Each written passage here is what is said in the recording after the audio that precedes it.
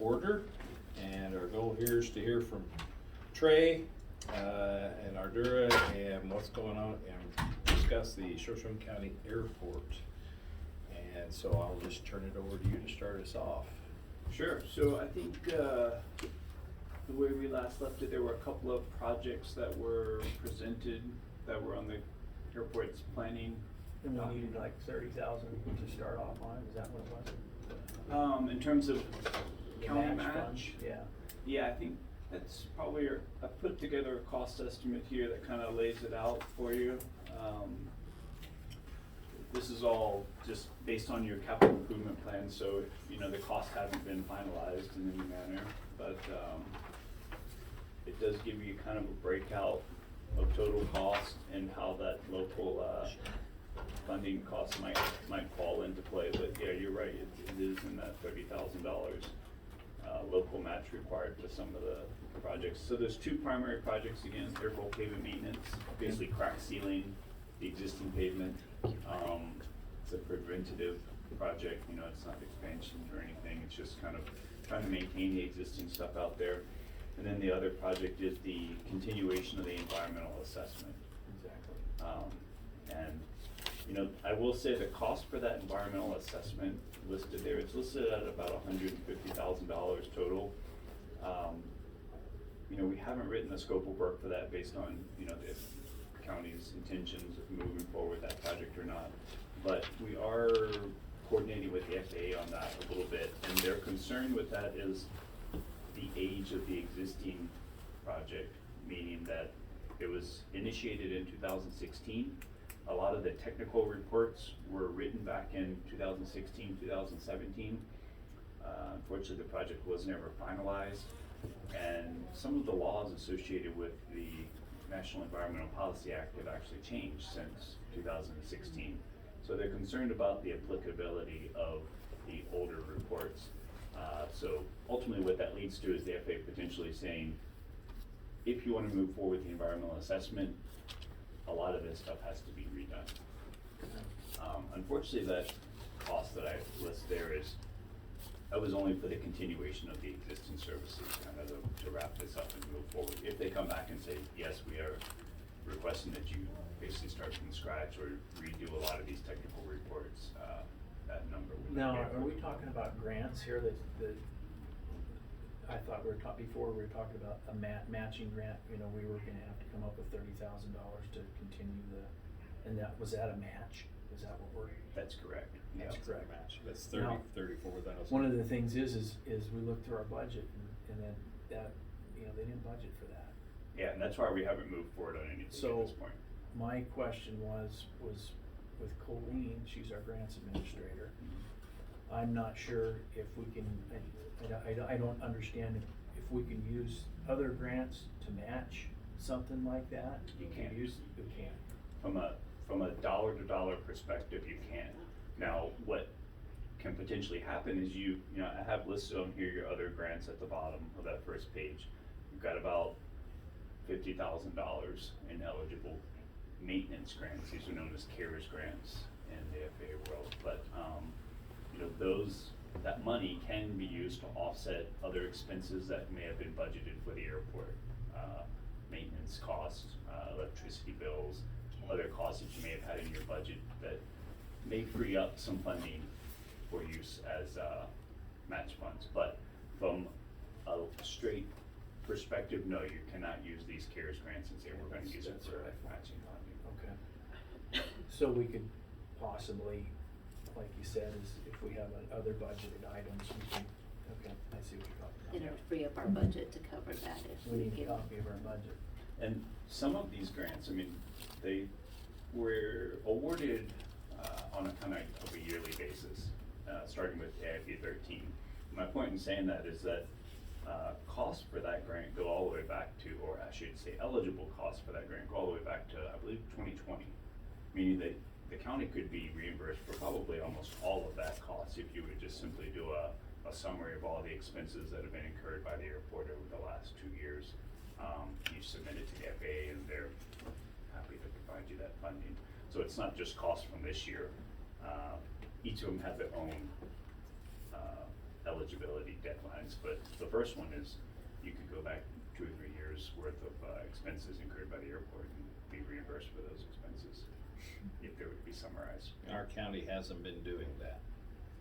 You know, there was an attempt back in 2020 or 2021 to get reimbursement for that first grant, which was AIP 13. And I was told that the request for reimbursement was not approved for some reason, so I don't know. Not approved by, The FAA. oh, okay, Yeah, okay. I remember Mike asking me for documents and expenses. But all of it's, normally it's just an accounting thing, especially on these CARES and maintenance grants. The system for requesting reimbursement is done through a system called the Delphi system. It's a website, a web portal basically. It's not the most user-friendly website in the world to use, so a lot of times there's difficulty with just getting logged on, filling in the cells properly. And a lot of times those refusals for reimbursement is just an accounting perspective. Maybe you typed in a wrong number, maybe you didn't provide the documentation in the way they wanted, but When does it, when do we have to have, you said March, wasn't it? You had to have everything by March, or is it the end of this month?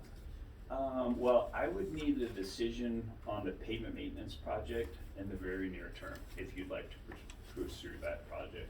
The environmental assessment project is a much more flexible timeline, because that project is anticipated to, it's a planning project first of all, but it's anticipated to take place over the next 12 to 18 months. Whereas the pavement maintenance project, at least the original schedule, was to go under construction this fall. And if you want to be eligible for a construction grant in 2023, you have to have the project bids opened by April the 1st of this year. So, and as I said, we haven't done any work on it pending your decision, so. Now, is that the 30,000 match, is that the? No, the 30,000 is a combination. Combination. And it's a That's- budgetary number. Okay, and is that for the environmental assessment as well? It's, yeah. So that's Yeah, right. all together. So that which and- one of these okay. is the pavement, The first three or So all the- part of the pavement? That's correct. I just broke it out in terms of how we came up with those costs. Those three are our costs for the So pavement. about Okay, 26,000 in those 21,000, okay, There you go. is our match. 21 plus the 2 and the 2. okay. So we'd have to have 26,000 and And the pavement maintenance, I mean, it's definitely time to do it from a recommendation standpoint, Yeah. but it's nothing that has to be done this year. If you don't have funding for it, you could do it next year. It's just one of those things. The environmental assessment, you know, I was going to say that, you know, it's kind of a higher priority, but based on what we're hearing from the FAA now, that they may require you to start from scratch, that may not be a super time-sensitive issue either way. Will the grant still pay for part of that, since that now it's more expensive? I mean, are they gonna? That's a really good question, because in the FAA's, under their requirements, you're not allowed to amend a planning grant. Meaning that once you kind of start that process, it's set in stone, or it's supposed to be. This is a very extenuating circumstance, not one that I've ever dealt with, where you have an EA that goes on for 7 years now, and never gets completed due to a number of factors. So that would be a conversation we'd have to have with the FAA in terms of what they're going to consider eligible and non-eligible for the continuation of that project. Okay. Then, will you do that? Oh, yeah. Okay. And with the CARES grants, that's not something you would be able to help us with as far as us applying, get reimbursed for expenses. That's something we have to do. It's So- something Colleen was helping with, I Yep. believe. Colleen was. Yeah. I've not figured out why it was, denied, but I think I'm just gonna start from scratch, cause I can't figure anything else out, so And I'm were you just gonna going back contact 2 them. years? Yes, it can go back to January 20th of 2020, we can pull expenses for that from there. But it's a 20,000, so there's 3 grants, there's 20,000, a 9,000, and a 22. They're each separate CARES-ish type grants, but they all are, you know, operations maintenance, so we can do like use things that fuel and we've stuff already like done. that, or is that out of the question? You can't, not fuel that you sell, Okay. No. but if you buy fuel for your Maintenance. So it's a But- maintenance. But just to be Right, clear, the okay. airport only has one vehicle, and that's the SRE equipment. So any sort of like county-owned equipment that's utilized to maintain stuff over there wouldn't be eligible, because it's not, that piece of equipment isn't allocated 100% to the airport. Okay. Um, Sort of plowing there, this. So just like labor expenses, if you had an airport manager, his salary would be eligible, but because you don't, you know, maybe you have county people that go over there and do some work, but their salary is not eligible under these, because they're not allocated 100% to the airport. Okay. Now, if you do contract labor, if you hire someone to go change the light bulb at the airport, eligible, Okay. because contract, but not the salary stuff. But to answer your question, my limitations for helping out with requests for reimbursement is preparing the initial documents that have to be submitted to the FAA. Because the Delphi has access directly to the county's accounts and funding transfers, we don't take part in that. I don't even have access to your account.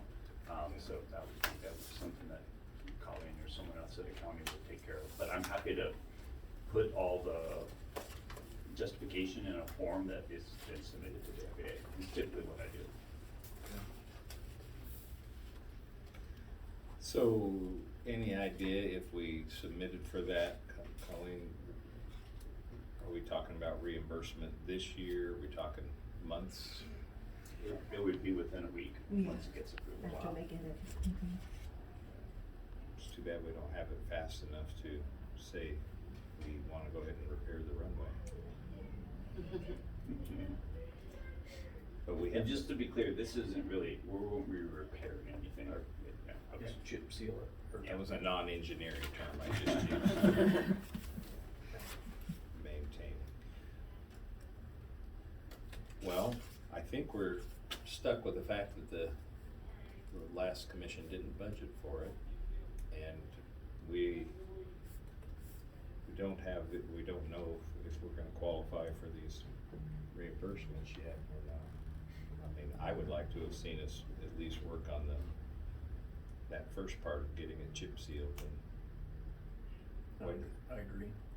but I don't know how we proceed without funds. Meeting it by funds April were set first, aside. okay, well, we can discuss that, or, We need look at least the we need to look- 26,000, right? When will be Yeah. the deadline for, I would almost need to know today. So if we work backwards from that April 1st deadline, state law requires 2 weeks of advertising. Typically, I give contractors 3 weeks to prepare their bids. So now we're in the first or second week of March. I haven't done any work on the project at all, so I have to prepare plans, specifications, I have to get approval from the FAA. Basically, I would need to know today if you all want to move forward on that one. Or end of next week at the very latest, and then we would be running around with their hair on fire trying to get that project out to bid. Because it's not as simple as preparing the plans and sending them out. I have to go through the FAA. They have to review the safety plan, which typically takes 30 days. Yeah. We'll have to look at the budget and see what they did in maintenance. well, we're not gonna be able to do anything today, are we? I mean, No. We have to look at the funds. budget and see, We'll have to review the budget. it's not, But he needs to know today, so us taking the time to look at the budget sort of kills it. Yeah. it's the very latest next week, if we got back to first part of next week, good, yeah? Yeah, Right. first part of next week, we could still put something together. And you still have the, option if you decide to, to move forward with that environmental assessment. So one thing, like I said, the environmental assessment doesn't have the construction deadlines because it's a planning project. So Okay. if you decide to move forward with that project, we might be able to get a couple more weeks out of the FAA in terms of having an approved scope of work and all that stuff to move forward. And that's $9,000 is what the, Well, remember, so that's $9,000 from your capital improvement plan. Like I said, based on our conversations recently with the FAA, they're looking at, maybe more because of the, Started. maybe basically not approving any of the work that was done prior. So if it starts from scratch, it would be much more than that. I think it's probably, so we're gonna have that conversation with the FAA just to Okay. find out what they want, Okay. because I would anticipate that whether you do the project this year or next year due to funding or budgetary reasons, eventually you'll probably have to cross that bridge before you can build any new taxi lanes, hangars. Any sort of new development at the airport is gonna require an environmental assessment in some shape or form. So, So it's gotta be done eventually, mhm. but Okay. we're stuck with the no Yeah. budget. Yep. Exactly. And then you're also looking at potentially higher costs from a local match standpoint. The FAA comes back and requires that additional service there. Okay, well, I will, like I said, we won't move forward on anything. Okay. But if Colleen or anyone needs help, getting these RFRs prepared for the maintenance grants, happy to do that. Okay. It's a pretty simple process, just fill in the spreadsheet. It's a little more difficult logging onto the website, which I don't have to do, so that's. Okay. That's why she's it's easy for smiling. me. That's just the It problem makes- she's It having, makes yeah. me say bad words. Yeah. Well, and we will, let you know if we can figure out anything between now and Tuesday or Wednesday of next Okay. week, but, Okay. Perfect. it's not for a lack of wanting to. Sure, I understand. Sorry you had to come all the way out here. No problem. But you have the best handouts of most of our presenters, so thank you for Thank you, taking Trey. the time Yep, for that. my pleasure. Do I have any questions from the public? Yes, ma'am. Are there, I've heard of these funds, the intermodal transportation research grants. Are any of those of value for, any of the maintenance that needs to be done I'm not familiar with the grant program myself. I'd have to do some research through on the it. State Aeronautics Board? Okay. Yeah, I haven't, from my work, I Okay. don't typically utilize that Okay. grant funding program, but not to say it's not available. It's just Yeah. a possible thought that maybe that's something that could be investigated through grants. Right. Appreciate that.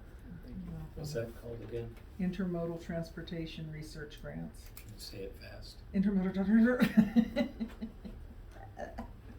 And that's through the Idaho State Aeronautics State Board. Aeronautics. Okay. They could direct you to, how to funnel for those. Oh, one question that was outstanding at our last meeting. There was a question from the public about what the distance in front of existing hangars is considered ineligible for FAA grants. So I had to go look that up because they just changed it. And it's 50 feet or to the edge of the taxi lane. So in front of any hangar that is providing access only to that hangar is not eligible for grant funding.